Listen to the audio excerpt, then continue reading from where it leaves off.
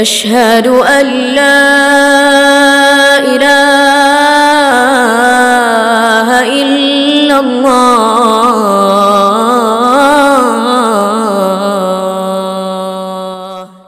Awalu ma bada'al musannif dzakarahu minas sunan, barulah setelah itu kita masuk di dalam sunnah-sunnah yang berkaitan dengan salat. Yang itu yang pertama adalah raf'ul yadain inda takbiratul ihram.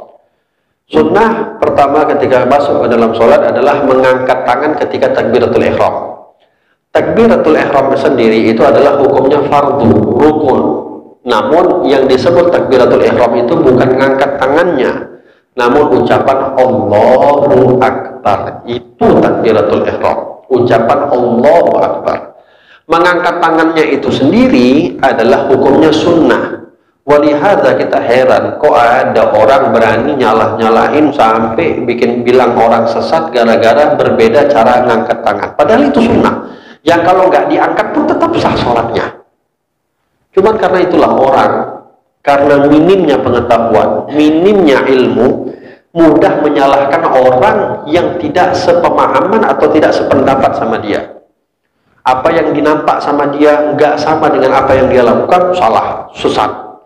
Padahal nggak diangkat tangannya pun tidak apa-apa. Orang namanya sunnah, ya, tidak sampai membatalkan sholat. Namun perlu untuk kita ketahui, ya, mengangkat sholat, ya, itu ketika mengangkat tangan ketika takbiratul ihram itu adalah merupakan sunnah. Bagaimana? Rafa'ul yadain ayyaj'ala ibhamaihi muhadzaini li syahmataini adhunih. Cara mengangkat sholat itu adalah kita mengangkat tangan kita dengan sekiranya kedua jempol kita itu kena atau sejajar dengan kedua bunga telinga kita, daun telinga kita. Itu yang disunnahkan. Wa ja'ala 'ali asabi'i muhadzaini li a'la udhunih. Dan juga kita jadikan ujung daripada jari kita itu mengarah kepada ujung daripada telinga kita. Wa yaj'al kaffaihi muhadzaini limankibaih. Dan juga kita jadikan kedua tangan kita ini sejajar dengan pundak kita. Wa yuhanni asabi'ahu ba'da syai' wa hina yabda' bitakbir. Dan dimulai angkat tangan itu di saat kita mulai takbir. Allah. Selesainya kapan? Allahu Akbar. Dimulai angkat tangan kita ucap Allahu Akbar. Selesainya itu dengan kita meletakkan tangan kanan kita di atas tangan kiri kita. Wa hadza kulluhu ma'khudhun min amali Rasulillah sallallahu alaihi wasallam kama ja'at bihil ahadits al-ahadits mubsitah. Ini yang diajarkan oleh ulama kita adalah apa yang dilihat oleh para sahabat daripada amalnya Rasulullah sallallahu alaihi wasallam di dalam banyaknya hadis tentang bagaimana sifat takbiratul ihramnya Rasulullah. Lalu dikatakan wa yusannu raf'al yadain inda takbiratul ihram. Ada 4 tempat kita disunahkan mengangkat tangan. Di 4 tempat kita disunahkan mengangkat tangan. Selain dari 4 tempat ini kita tidak disunahkan untuk mengangkat tangan. Kapan? Yang pertama tadi takbiratul ihram itu yang pertama. Yang kedua wa 'inda ruku'. Ketika kita setelah selesai membaca surah atau setelah selesai membaca Fatihah, kita mau ruku, Allahu Akbar. Itu 2, disunahkan mengangkat tangan. Lalu yang ketiga wa 'indal qiya wa 'inda raf'i minhu, dan bangun dari ruku atau ketika mau i'tidal. Dari ruku kita mau i'tidal, sami Allahu liman hamidah. Itu 3, disunahkan kita mengangkat tangan. Lalu yang keempat wa 'indal qiyam min at-tasyahhudil awal. Ketika bangun daripada tasyahud awal. Artinya perpindahan dari gerakan atau perpindahan dari rakaat kedua menuju rakaat ketiga itu disunahkan untuk kita mengangkat tangan. Intinya bukan rakaatnya, tapi intinya setiap kali kita duduk tasyahud awal, maka kita disunahkan berdiri setelahnya itu untuk mengangkat tangan ketika kita berdiri. Jadi duduk tasyahud awal, at-tahiyatul barakatuh salawatu wa barakatuh sampai selesai Allahumma shalli ala sayyidina Muhammad wa ala ali sayyidina Muhammad. Kita bangunkan dari rakaat kedua Allahu Akbar. Pas sampai rakaat ketiga takbir Allahu Akbar. Angkat tangan.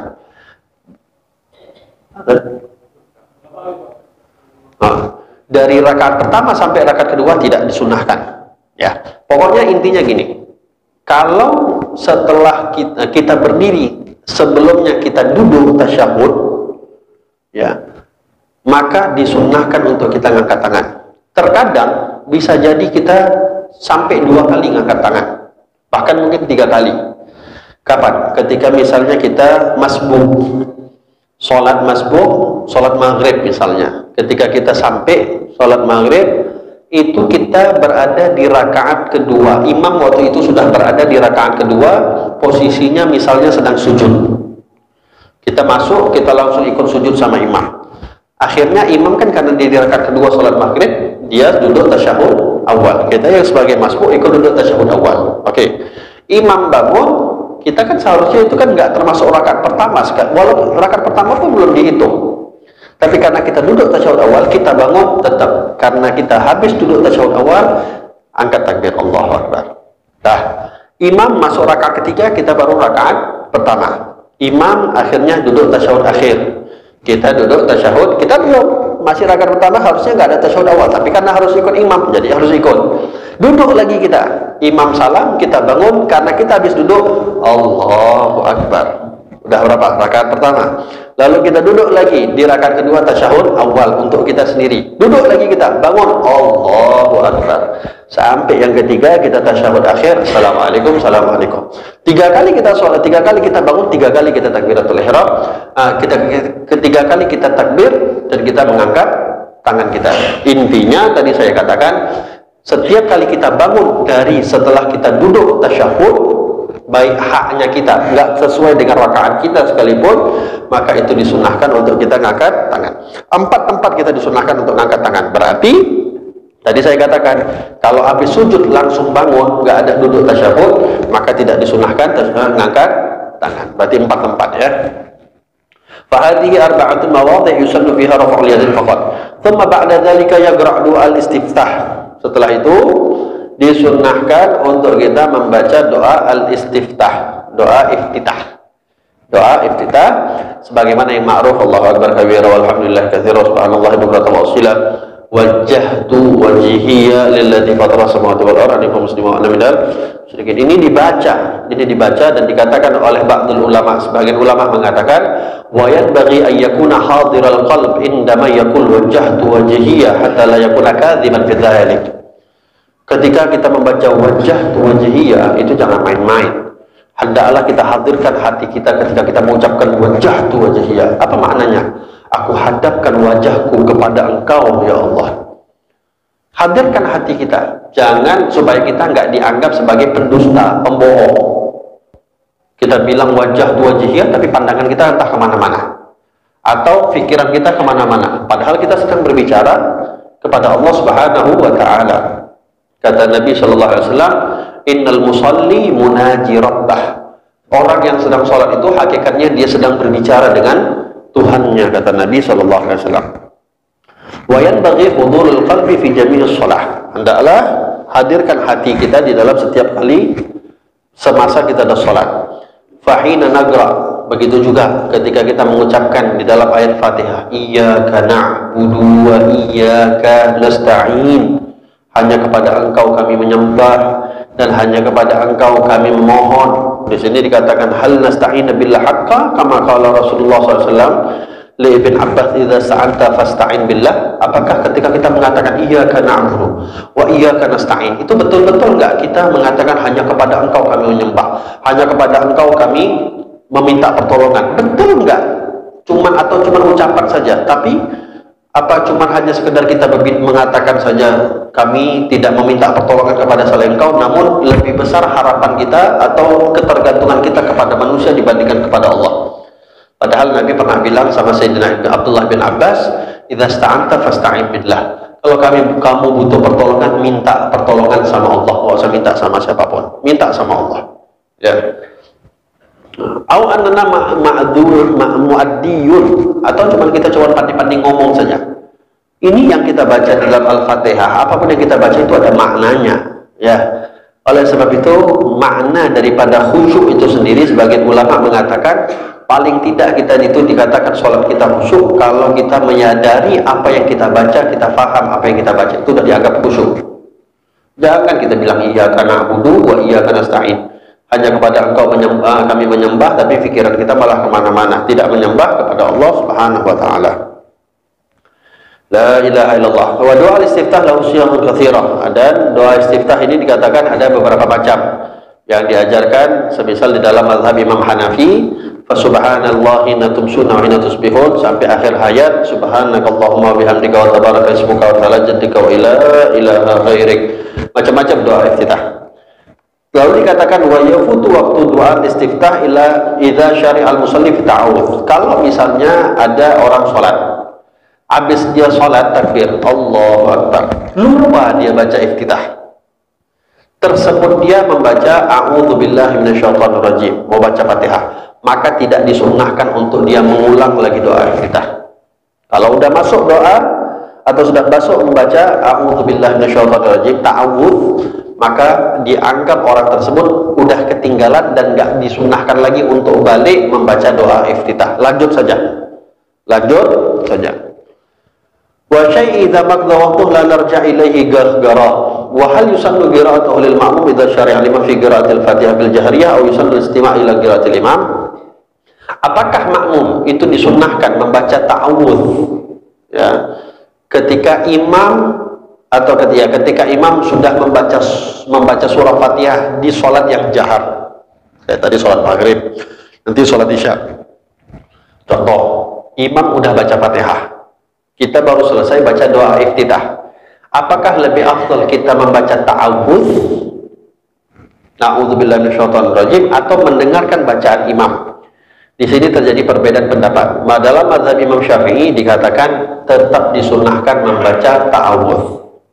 Ya, disunnahkan tetap membaca ta'awudz. Dan membaca ta'awudz ini disunnahkan bagi imam, bagi makmum, dan bagi orang yang sholatnya sendirian. Semuanya disunnahkan. Amal masbuq idza qara'ahu wa raka'a imamahu qabla an yashra' fi qira'atil Fatihah aw syara'a fiha wa lam yatimmaha wajaba 'alaihi an yaqra' min al-Fatihah bi qadri ma qara'a min as-sunnah. Adapun makmum, ya, kalau misalnya imamnya sudah mau ruku, udah di ujung-ujung baca Fatihah, maka bagi makmum itu tidak lagi disunnahkan untuk membaca ta'awudz, langsung baca Fatihah. Atau ketika imam udah di penghujung baca surah, nggak disunnahkan lagi membaca iftitah, nggak disunnahkan membaca ta'awudz, langsung baca Fatihah. Kalau ada misalnya kita terlambat, imamnya sudah baca surahnya pun nggak terlalu panjang yang dibaca oleh imam, lalu kita udah tahu ini imam surahnya bacanya nggak panjang, kita sholat, kita sibukkan dengan doa iftitah, kita sibuk lagi dengan doa iftitah, bukannya kita langsung baca Fatihah, maka konsekuensinya di saat itu adalah, kalau misalnya kita baca doa iftitah, anggaplah 1 menit, ya, baca doa iftitah, anggaplah 1 menit. Lalu karena kita baca doa iftitah, akhirnya kita nggak sempat baca Fatihah, imam sudah ruku, maka konsekuensinya begini. Kalau imam sudah ruku dan kita belum membaca Fatihah, yang seharusnya kalau kita misalnya imam lagi sholat, sudah membaca di akhir surah yang dia baca, terus dia ruku, kita nggak sempat menghabiskan Fatihah, kita boleh langsung ikut sama imam, boleh, nggak sempurnakan Fatihah. Tapi ini masalahnya kita baca ta'awudz, baca doa iftitah, kita sibukkan sama yang sunnah, padahal yang wajib saja belum tentu cukup waktunya. Maka kalau kita sibukkan dengan doa iftitah, anggap tadi kita baca 1 menit, maka kita nggak boleh ruku sama imam, kecuali kita membaca Fatihah dengan kadar berapa lama kita membaca doa iftitah tadi. 1 menit kita habiskan baca doa iftitah, maka kita harus baca 1 menit membaca surah Fatihah. Dapat nggak dapat, 1 menit aja cukup. Sempurna nggak sempurna, yang penting 1 menitnya harus dilakukan. Contoh, 1 menit itu cuma istilahnya dapat 4 ayat misalnya cuma dapat 4 ayat, nggak sampai 7 ayat. Maka kalau udah sampai 4 ayat 1 menit, boleh kita ruku sama imam. Konsekuensi keduanya, lihat, kalau imamnya masih ruku, maka kita dianggap 1 rakaat dapat ruku sama imam, artinya dapat 1 rakaat sama imam. Tapi pas kita mau ruku, imamnya i'tidal, maka kita tetap wajib ruku, ya, tapi nggak dapat 1 rakaat, kita harus menambah 1 rakaat ketika imam salam. Ini perlu untuk diperhatikan. Tamam. La ilaha illallah. Lalu dikatakan wa yusannu qira'ati du'a al-istiftah bi khamsati syurut. Disunnahkan membaca doa iftitah itu dengan 5 syarat. Yang pertama, alla yakhafal ma'mum min fawati ba'dul Fatihah. Dengan syarat yang pertama boleh membaca, disunnahkan baca doa iftitah. Yang pertama, kalau sekiranya dibaca doa iftitah, makmumnya itu tidak khawatir ketinggalan membaca sebahagian surah Al-Fatihah. Yang pertama, artinya nggak boleh kita mengedepankan yang sunnah dibandingkan yang wajib. Wajib dulu yang ditekankan. Lain cerita, kita ikut sholat sama imam. Imamnya udah baca surah, tapi kita tahu surah yang biasa dipakai oleh imam ini panjang. Contoh, dia baca surah An-Naba panjang, sempatnya kita baca iftitah, sempat juga baca Fatihah, nggak apa-apa. Tapi kalau udah kita dengar imamnya cuma baca inna a'tayna, terus kita sibuk lagi dengan iftitah atau ta'awudz, ya ini bermasalah. Harus langsung baca Fatihah, lama. Lalu syarat yang kedua, disunnahkan membaca doa iftitah dengan syarat alla yakhafa fawat waqtul ada. Disunnahkan baca doa iftitah kalau dengan sekiranya misalnya kita sholat di ujung waktu. Kalau sekiranya kita pakai baca doa iftitah, habis itu waktu sholat. Ya. Kita dianggap sholat di waktunya, tidak keluar daripada waktunya, dengan syarat minimal dapat 1 rakaat di waktunya. Rakaat pertama saja. Contoh, ini mau maghrib, mau isya nih. Anggaplah kita mau sholat maghrib. Ya. Jam berapa ya isya? 19.51. Kita anggaplah 1 rakaat kita kerjakan 1 menit, anggap 1 menit. Kita sholat maghrib, ini sekarang masih maghrib, jam 19.50, Allahu Akbar. Sempurna 1 rakaat kita sampai kita bangun di rakaat kedua, setelah itu adzan, Allahu Akbar, Allahu Akbar, adzan isya. Maka kita dianggap sholat di waktu maghrib. Sholatnya kita itu masih adaan, tapi hukumnya haram. Hukumnya haram. Ingat, haram di sini bukan artinya nggak sah, beda ya. Hukum haram sama hukum sah itu berbeda. Ya. Sah bisa jadi, haram bisa jadi sah. Tapi tidak sah itu udah pasti nggak sah. Ya kalau nggak sah ya pasti ya nggak ada hubungan juga sama haram atau tidak haram. Tapi haram bisa jadi dengan sah atau bisa jadi tidak sah. Nggak ada hubungan, 2 hal yang berbeda. Nah, tapi dianggap kita sholat di waktunya kalau cuma dapat 1 rakaat. Tapi kalau 1 rakaat pun nggak dapat, maka tidak dianggap kita sholat di waktunya. Maka kita harus niatnya qadhaan, nggak boleh lagi ada adaan. Tamam. Lalu yang ketiga, alla yutrikul imam fi ghairil qiyam, falau adrakahu fil i'tidal la yuftatih. Disunnahkan untuk kita membaca doa iftitah kalau mendapati imamnya itu dalam keadaan berdiri.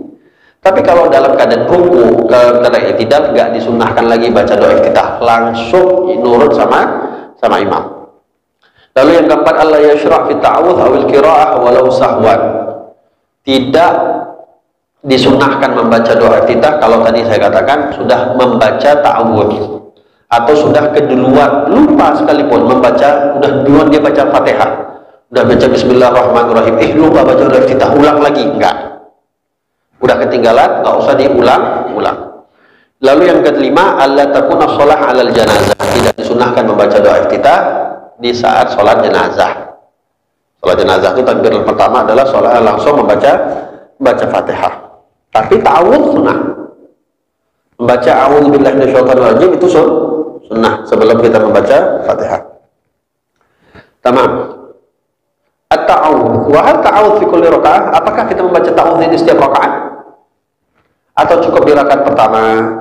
Di sini dikatakan hunaka khilaf bainal ulama, terjadi perbedaan pendapat antara ulama. Minhum may yaqul yusannu fi kulli rakaat. Yusannu fi kulli rakaat. Ada yang mengatakan setiap rakaat sunnah membaca doa iftitah. Setiap rakaat.